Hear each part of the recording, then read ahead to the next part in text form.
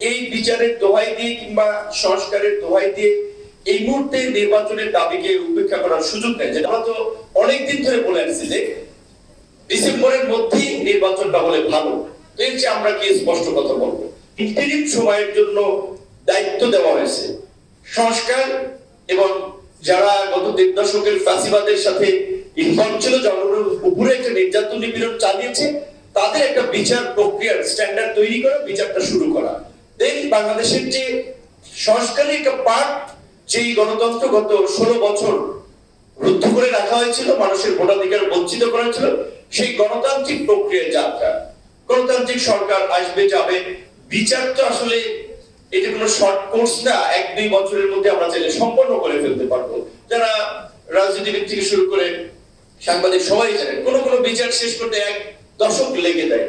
এমনকি আওয়ামী লীগের আমলে সবচেয়ে দ্রুত গতিতে যে যুদ্ধাপরাধীদের বিচারের ট্রায়াল গুলো করা হয়েছিল, সেটাও তো সম্পন্ন করতে আপনার 4 থেকে 5 বছর লেগে গিয়েছিল। তারা এত আপনার নয়ছয় করে ফেলেছে।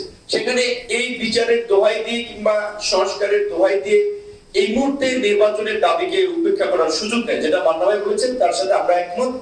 যে এই বক্তব্যে আমরা আমি কনফিউশন যে স্যার বক্তব্যটা কি মিসকোট হয়েছে মিডিয়ার মাধ্যমে, যে শুধু একটা দল ডিসেম্বরে। আমরা তো অনেকদিন ধরে বলে আসছি যে ডিসেম্বরের মধ্যেই নির্বাচনটা হলে ভালো।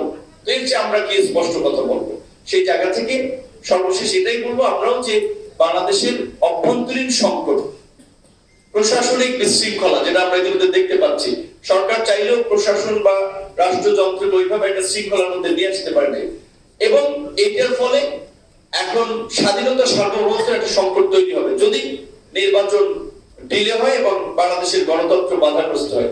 সেই জায়গা থেকে একটা দ্রুত নির্বাচন হোক, নির্বাচন হলে এই সংকটগুলো অনেকখানি কেটে যাবে বলে আমরা প্রত্যাশা করি। ধন্যবাদ।